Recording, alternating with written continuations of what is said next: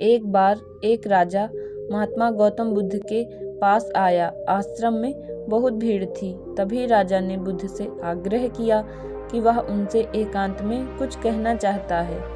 अब बुद्ध बोले, सर्वत्र एकांत है और तुम्हें जो बोलना है वह यहीं बोलो। तब राजा बोला कि मैं संन्यास लेना चाहता हूँ। यह सुनकर महात्मा बुद्ध गंभीर हो गए।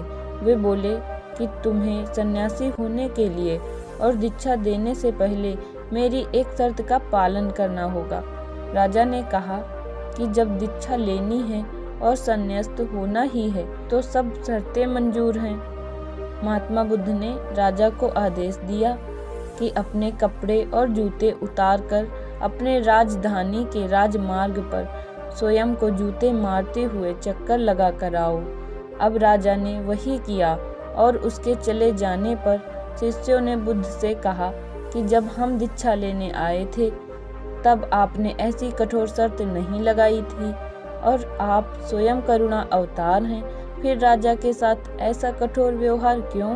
तब महात्मा बुद्ध ने कहा, जब तुम लोग संन्यास लेने आए थे तो हमारे अहंकार बहुत बड़ा नहीं था, इसलिए तुमसे द्वार द्वार भिक्षा मांग कर ही काम बन गया था। पर यह तो राजा है और इसका अहंकार भी बड़ा है, इसलिए महारोग की दवाई भी अधिक शक्तिशाली होनी चाहिए। और राजा जब इस दशा में अपने ही प्रजा के सामने से गुजरेगा तो उसका अहंकार खत्म हो चुका होगा।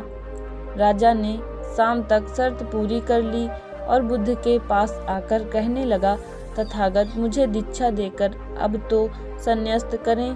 तभी बुद्ध ने राजा के सर पर मुकुट रखा और कहा कि अब तुम्हें संन्यास लेने की जरूरत नहीं है, अब तुम जाओ और स्वामी भाव छोड़कर सेवक भाव से राज्य करो। तो दोस्तों, हमें महात्मा बुद्ध की इस कहानी से यह सीख मिलती है कि कभी भी जीवन में ज़्यादा घमंडी नहीं बनना चाहिए, क्योंकि वही हमारे दुख और असफलता का कारण होता है।